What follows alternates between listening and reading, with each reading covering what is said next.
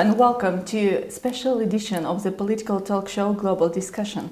In our program today we'll speak with a special guest, Mr. Azay Guliyev, who is the Vice President of OSCE Parliamentary Assembly, also Chair of the Silk Road Support Group and the member of Azerbaijani Parliament. In our program today we'll highlight the key element on the agenda of OSCE Parliamentary Assembly, as well as the Salis system of the Council on State Support to a non-governmental organization under the auspices of the President of Azerbaijan Republic. Hello, Mr. Guliyev. Hello. Thank you very much for your kind agreement to join our program, Global Discussion. You actively represent the interest of Azerbaijani government in OSCE Parliamentary Assembly. You quite often highlight the main issues which is important for our government, and quite soon in December there will be a bureau meeting of OSCE Parliamentary Assembly that will take place in Bratislava. Could you please tell us a bit more about the agenda, what kind of issues are going to be highlighted there, and why this meeting is very important? Thank you very much for having me. It is my pleasure and a privilege to be the guest of your program. As you rightly said, that the OSCE Parliamentary Assembly is one of the vital and important organization for our country. This time we will focus on many challenging issues, including the political agenda of the Assembly. As you may know that the Bureau is coming together 2 or 3 times a year, particularly at the end of the year is very important platform for us to discuss what have been done for the last year, for the last 12 months.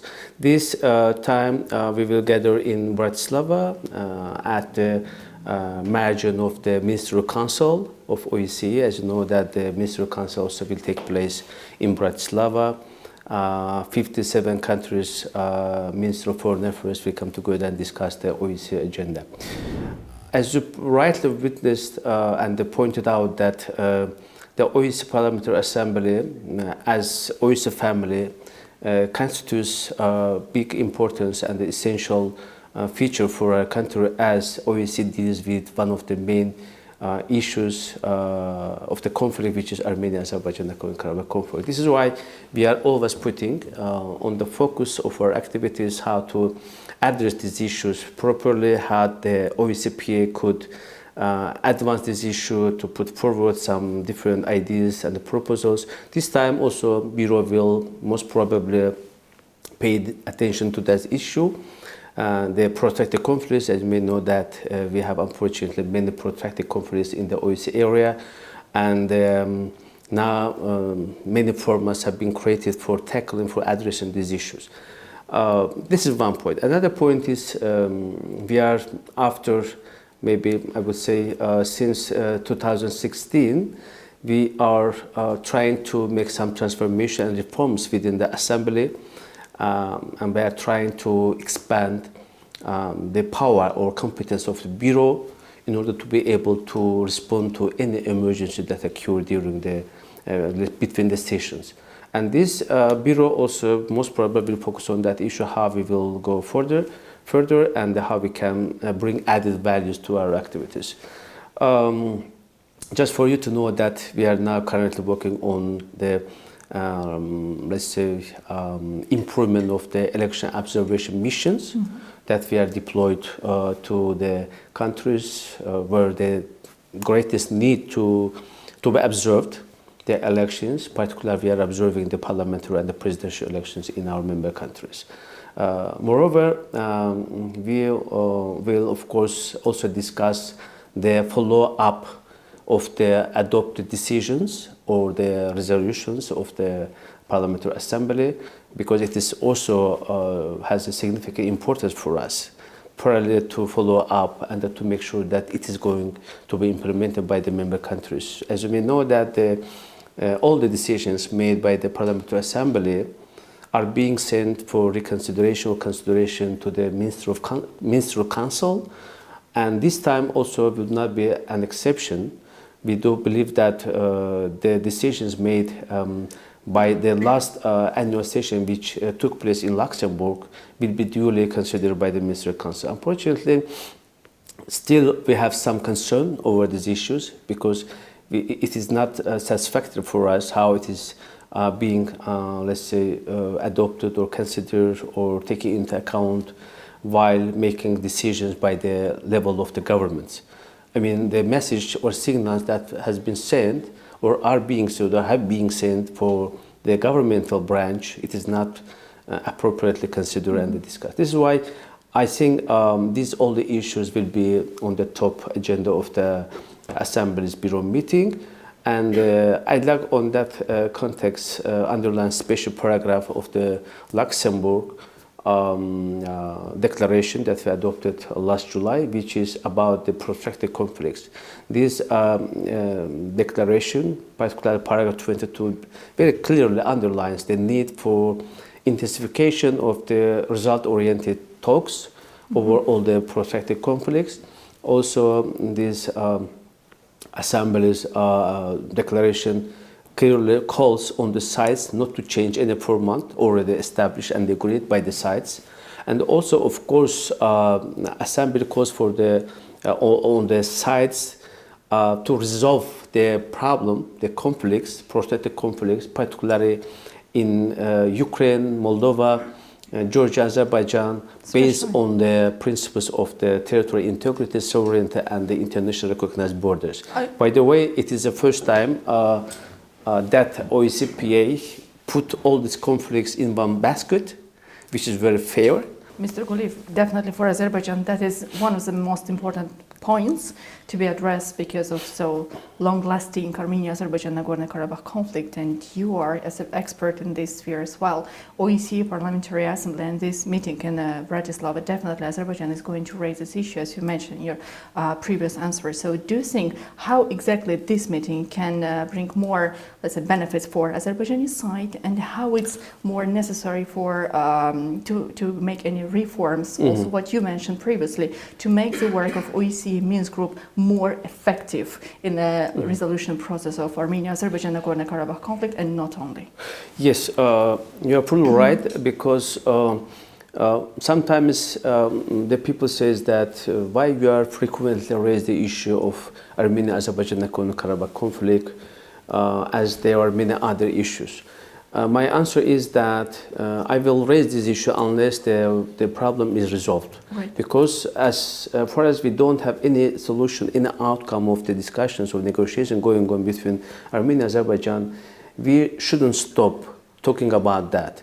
We shouldn't stop engaging let's say, different or additional resources in order to put on the spotlight of the international agenda. We have to bring more and more attention to this. Absolutely, you are right. This is why this bureau meeting also wouldn't be an exception. Why Azerbaijan is trying to make sure that everyone of the member countries is enough aware about the situation, because sometimes, unfortunately, we are facing with the situation where there is a double standard, selective approaches, or the preferences on geographical or other features, which is not unacceptable. Now, our approach is to tackle all these issues as equal as other conflicts, because unfortunately I've witnessed many times, as you may know, that I am representing my country, my parliament, in the OSCE Parliamentary Assembly since 2005.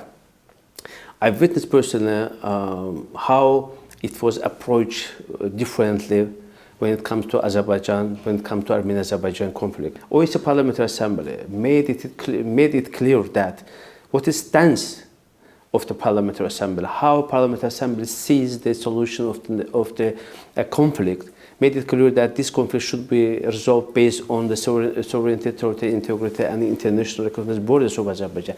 But I say it is not enough. It is not enough. Definitely. We are expecting more engagement, more, let's say, participation of the Parliamentary Assembly, because the OSCE is only the OSCE is the only organization who deals with the conflict resolution, who mediates between the conflicting parties. So if it is assembly, if you put out or aside from the process of the assembly, it doesn't make any sense. It doesn't bring any let's say, benefit to the sides. This is why we are always calling on Minsk Group co-chairs to come to the assembly's sessions to brief about the progress. If they are in the progress, unfortunately, they don't have any progress. Maybe it is a reason that they refuse or they, let's say, reluctant to come to the session and to make some report. This is why, of course, we will do our best in order to inform, first of all, what is the stance of Azerbaijani side, how Azerbaijan sees the way of the solution, and what is the current situation. Maybe we will discuss later on about the current situation. This is why it is crucially important for us to inform our partners, our colleagues, and our friends in the Parliamentary Assembly about the essence of the negotiation, about the impediments, about the obstacles that we are facing with. Mr. Guleev, I totally agree with you, because they assigned to the Minsk OSCE group to deal with this conflict, but at the same time they do not empower or they do not allocate the additional privilege to this group to deal more effectively with the group. And talking about the double standards, because recently we observed the situation where some separatists from Nagorno-Karabakh territory, which is currently under the occupation of neighboring Armenia, they were able to visit the United States. It was highly discussed in the news, but finally United States officially declared that that is a right of some, let's say, congressmen to meet with a separatists, and it should not affect the official position of the United States. But do you think that there should be more, let's say, attention be brought to these particular issues, because it's really destabilized the situation and really affected from the negative side the full resolution of the conflict process itself? And probably, as you rightly mentioned, there should be more rights allocated to the OSCE Minsk group to deal, maybe some reforms, or maybe exactly more rights to be given to this particular group to deal with the conflict to be resolved as soon as possible. How you are right. Unfortunately, this is the situation that we are in. But one thing is that the official position of the United States always supports the territorial integrity of Azerbaijan. There is no question. But Yes. on the other hand, we see the different story, different scenario. The legitimate question raises because if you support the territorial integrity of Azerbaijan, the sovereignty of Azerbaijan, why you are allowed the separatists to come to, let's say, official institutions and to make a speech, to deliver some, let's say, unrealistic statements, also to promote the annexation and the occupation. It is unacceptable. It is unacceptable. It shouldn't be the case, particularly for those who are dealing with that, because Right. it undermines the mandate, objectiveness, impartiality of the Minsk Group co-chairs. It is not the case only for the United States. It is the case, unfortunately, for Russian Federation as well as for France, who are taking this responsibility, who have been mandated to deal with that issue. What really bothers me, or I think that wider public in Azerbaijan, is that Minsk co-chairs never officially and openly declared that Armenia is an occupied country.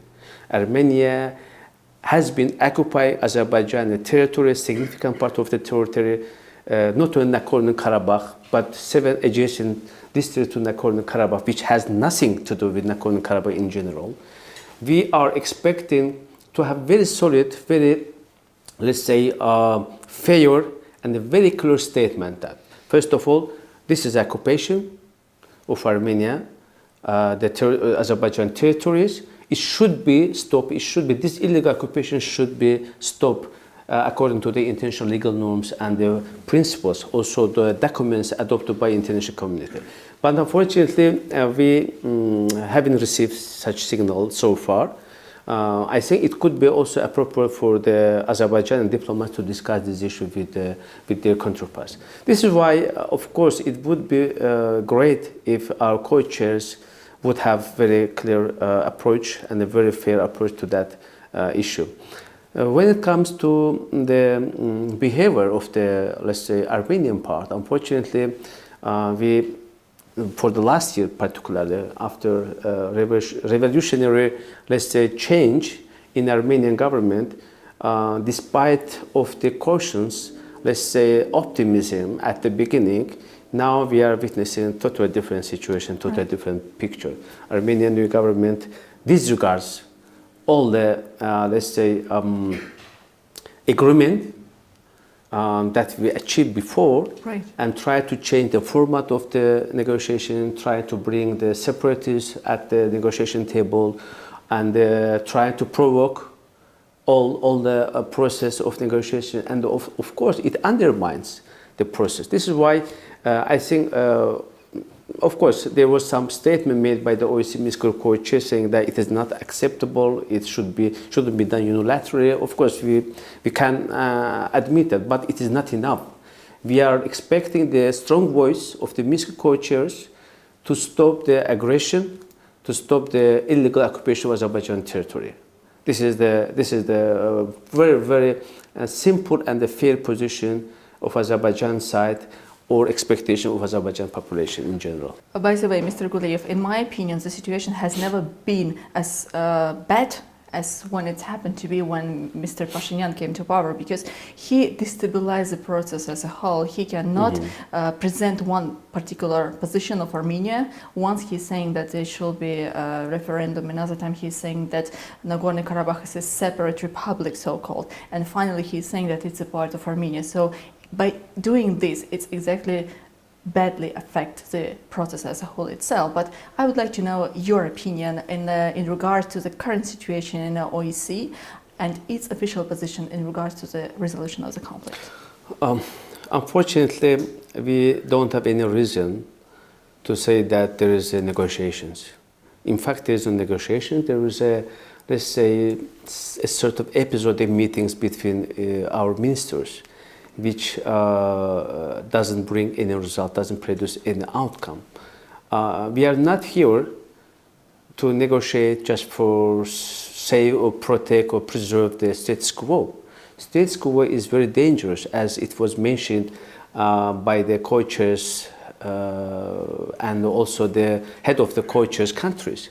It is not only unacceptable, but it is also dangerous, because keeping or maintaining status quo means that you don't know how it would be predictable, how it would be go on, because as I said, it is not a solution to preserve the status quo.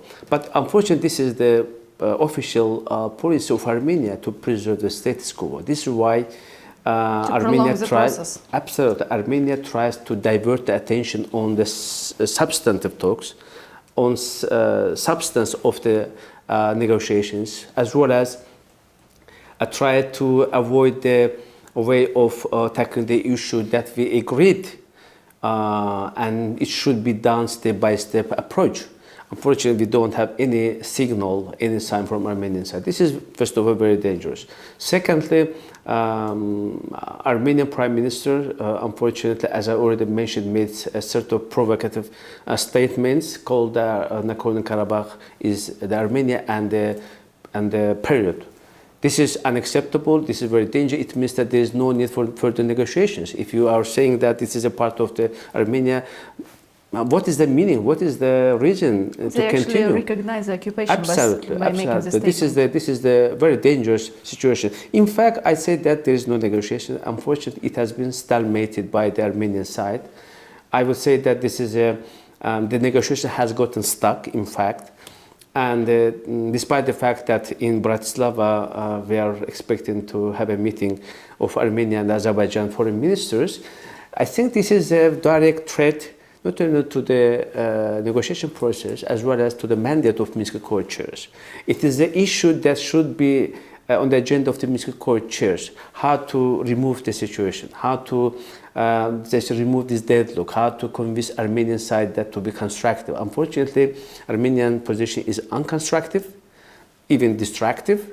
Armenian position doesn't serve to the peace negotiations, to get the solutions. What Armenia tries now, unfortunately, Armenia tries to legitimize the results of occupation, but they should understand, and I would say they should abandon the illusion of legitimizing of the results of occupation, because it should be clear to every Armenian citizen that Azerbaijan neither will agree with the independence of Nagorno-Karabakh, or it will be possible to cede Nagorno-Karabakh to Armenia. It will be never ceded to Armenia because it is Azerbaijan historical territory, and we will never agree on that. This is why it would be great for them to understand this reality, to come up with the, let's say, common sense, and of course try to resolve these issues, politically find a solution to that problem. By the way, as you may know, that Azerbaijan several times put forward the initiatives of starting a sort of humanitarian activities, humanitarian act which could bring, which could help to have some confidence building, because one of the main idea of the international communities or the Minsk cultures is to have at least some of the confidence building measures. Azerbaijan put forward the initiatives, first of all, to swap of the prisoners in war and the hostages based all for all principles. Unfortunately, Indeed. it was refused by Armenian side. It's ignored. Ignored simply. Azerbaijan put forward the initiative and the proposal to convene the meeting of Armenian and Azerbaijan communities of Nagorno-Karabakh. They refused. Azerbaijan put forward to have some substantive talks. Unfortunately, they have been refused by Armenian side. This is the reason that we should expect from co-chairs to have some very decisive decision and very decisive approach. I think there is also positive signals from France. I have to underline, emphasize this particularly because I do appreciate that some of the French court have abolished illegal agreement between, let's say, puppet regime or between the so-called entities of the Nagorno-Karabakh with some municipalities of France, which is totally illegal, which is totally contradicts to the international legal norms and the humanitarian law. I do appreciate the French stance for that issue, and I do believe that it should be continued. Also, I think it should be applied for banning the visa to those separatists from Nagorno-Karabakh. This is why, if you conclude on that issue, I would say that we really need some collective support and some collective approach. Mr. Gulev, you're also chair of the Silk Road Support Group of the OSCE Parliamentary Assembly, and they also have quite, I will say, intensive agenda. Could you tell us a bit more about the further events or any possible activities of this group, which is planned to be held in the nearest future? Thank you for this question, because really the Secret Support Group constitutes big interest not only for my country as well as for entire OSCE member countries. And I'm very happy that we see the increasing interest to that platform. And now we have 25 member countries. Though we have created this platform just 2 years ago, last July we marked the second anniversary of creation of establishment of the Secret Support Group within the OSCE Parliamentary Assembly. The main idea of this platform is to bring countries or delegations of the Parliamentary Assembly who are located along the Silk Road, who has a certain interests or bonds with the Silk Road, who really want to have the additional platform for discussions, for making some joint statement, or for bringing some added values, or for discussing some tough issues. Developing of infrastructure project, absolutely, economic cooperation. Absolutely right. I want to come to that point. You are fully right, because the Silk Road is not only about one country. Sometimes the people make confused about that and they try to mix up with Chinese platform. It is not a purely Chinese platform. It is a Silk Road which was ancient Silk Road. As you know, the Azerbaijan was in the crossroad of East and West. And this is why Azerbaijan initiated to create the Secret Support Group within the OSCE Parliamentary Assembly. The main aim of the platform is to discuss what type of obstacles are we faced in terms of the transport, in terms of the unification of tariffs, in terms of, let's say, having some appropriate cooperation in the field of economy. Because one of the main pillars of the OSCE PA is to boost the economic cooperation among the member countries. I would also say that it is not only about the economic cooperation or the transit, let's say, access. It is also about the humanitarian cooperation or cooperation in the humanitarian field. It is also about the contact people to people. It is also about the platform for dialogue among the, let's say, many countries or between the civilizations. This is why it has a very broad, let's say, spectrum of activities or the platform that has been recognized as a good tool for promoting the economic cooperation. Integration. And also integration, as you rightly mentioned. This is why now we have many ideas. Maybe it would be interesting to share with your audience that a Secret Support Group managed to organize two international conferences. One was in Minsk this year in April, and another was in Switzerland. As you say, that we are changing the geography, not only in the Eastern Europe as well as in the West. This is very important for us to have the different, let's say, engagement, different cooperation. Views, opinions also to Absolutely. share. Now, besides that, we had the one side event in Austria, in Vienna. Now we are planning to have the next conference in Istanbul next year in April, and also next September in Serbia. I would say that there are many countries who really want to host these international events.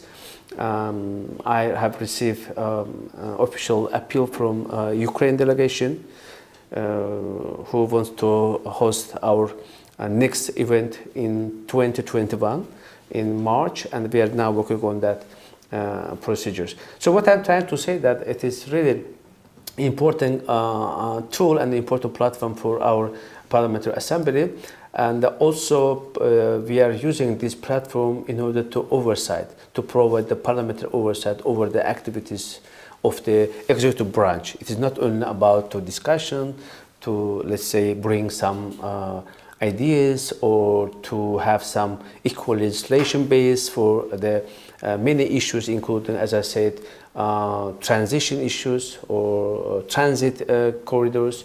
But also we are here to overcome some obstacles, to discuss any concerns, any tough questions. For example, some of our member countries says that we have to discuss the Chinese intervention and what is the main challenging issues for the One Belt One Road to the European market. But some of our European friends have a concern that the goods coming from China going to Europe, and then containers coming back empty to the China. So it means that they have a concern over the protection of their national markets. But despite all this, of course, we are trying to bring different views, different approaches, different, let's say, visions, different outlooks, how we can really combine them, how we can overlap all these different, let's say, concerns, and how we can find the solution for that. Mr. Guliyev, I would like also to bring your attention to this important thing which has happened just last week when we saw the grand presentation ceremony of the SALIS system, which was announced by the Council on State support to NGOs under the auspices of Azerbaijani president. Could you tell us a bit more about this system and why this is very important for our country, firstly? First of all, let me clear that the Council of State support to non-governmental organizations under the auspices of Azerbaijan president has initiated this specific program in order to make it easier for NGOs to cooperate with the Council. What is SALIS in fact? In Azerbaijan language, it sounds if I just translate it, it stands for the system for fast coordination and the project management. It means that we have made all our activities electronically. Our recipients, our partners, is able to receive all the state services or the state support based online. They don't need to come to office of the council to get some services or to be, let's say, less paperwork. Yeah. It is just what is the main component of the service is to assure or ensure the transparency, accountability, accessibility. It is about the effective management. It is about the enjoy satisfaction. It is about the public participation in decision-making process. One of the main components of the service is to make sure that all this relationship or interaction are made on electronic way and the online regime. This is very important for us because by doing that, we are in fact eliminated the contact. We are eliminated the possible or potential negative cases. We have eliminated the, let's say, human factor issues, because it is happened because if you change system, it is a best guarantor for making sure that you are safe in terms of the transparency, you are safe in terms of the elimination of this bureaucracy. This is very important for us. One of the main elements of the service is to bring 20 different electronic services together on one single base, and to separate them and also to coordinate your activities together simultaneously. I don't want to waste your time by counting all of the services, but just to make sure that how it is important, I'd like to focus on two major components of the service. One of them is the electronic citizens, so e-citizens, which enables us to, let's say, to ask our citizens to engage in evaluation process of the project proposals submitted by NGOs. You can imagine that we have experts from different groups, including the governmental entities. But on the other hand, we are inviting our fellow citizens to evaluate to participate in the process. Absolutely. To make it free, available. Absolutely. This is a decision making. This is the involvement of the citizens in decision making process. In fact, it is a good example and a good model of the public participation. What brings that? For example, we have a benchmark or the requirement how they can evaluate. It's very easy to have access in our devices, through different devices, and see all the project proposal. By the way, first time we made it available online. All citizens can see the project proposal. What project proposal have been, let's say, submitted to the council. It is also about the transparency. It is also about the, I would say, accountability of NGOs themselves. Now, citizens have a right to evaluate any number of the project proposals they like, and then vote for a particular, let's say, project they like to be submitted to the council for financing. Mm-hmm. So it means that 3 votes makes 1 point. In order to be submitted for the reconsideration, for the consideration of the council, they need to have the 20 points. Mm-hmm. So it means that minimum 60 citizens have to take a part in the decision-making process and that have to evaluate the project proposals in order to be submitted to the council's consideration. It is really a good picture for us. It is really a good idea because, yes, first of all, people knows about the project proposal. People participate in decision-making process. It is about the accountability and the transparency in terms of the expenditure of the state budget. Because I do believe that Azerbaijan citizens has a right and a legitimate right to know how budget money is being spent, how budget money is going to cover different problems that they have. What are the projects? On the other hand, it is not the end. We create a special program for online observation of the implementation of the project. At the end of the project, let's say implementations, they will see how these particular projects have already been implemented and what is the result, how they report, how the accountability of that. This is really good opportunity for our citizens to have the different type of interaction. Also to have the link directly with NGOs, with the state council, as well as to have some idea about the essence about the content of the projects. I would also add that this is also good examples in terms of the NGO, government and citizen corporation. We call it triangle cooperation between NGO, citizens and the government, because it has a sort of let's say interaction and vice versa communication and direct communication with the citizens. This is why we proudly saying that this is a new model, new brand of Azerbaijani government established for the cooperation between civil society and government. I'm very pleased that we have already received a sort of let's say feedback from international community. With appreciation, I'd like to mention that recently the UN Resident Coordinator, Mr. Ghulam Ishaq Zaye, while making speech about the SALIS, about the fast coordination and the project management, he mentioned that the SALIS is eligible to receive the UN Public Award, and I also believe, sincerely believe, that we will able to receive this award because it is really inspiring us to do more. What is the next step? Of course, if you ask what is the next step of SALIS, I would say that... And also, if it's possible, just can you comment about some issues which is not included in the system at the moment, and what else it can be done to improve the system, if it's possible to answer the question? Thank you very much for that question. Yes, as I said, it is a opportunity for us to fully ensure the electronic government, also to have a good governance, because the good governance and electronic government is a different, but they have some let's say common features. So we do believe that we have already passed this stage and we have transformed into the electronic government. Now this is a time to transform into the digital government. This is why we have some ideas. One of them is to make sure that, for example, one of the let's say main issues and the challenges that our NGOs are facing is that they are not able to let's say effectively and appropriately carry out their financial transaction.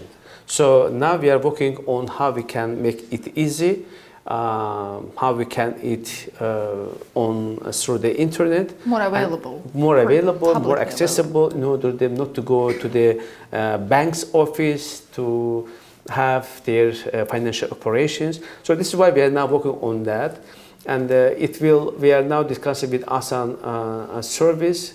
I do hope that ASAN service will help us to find a way to have connection through different let's say tools, particularly through the ASAM Finance, which is really very good and very operational for us. So this is could be one of the ideas that we are working on that.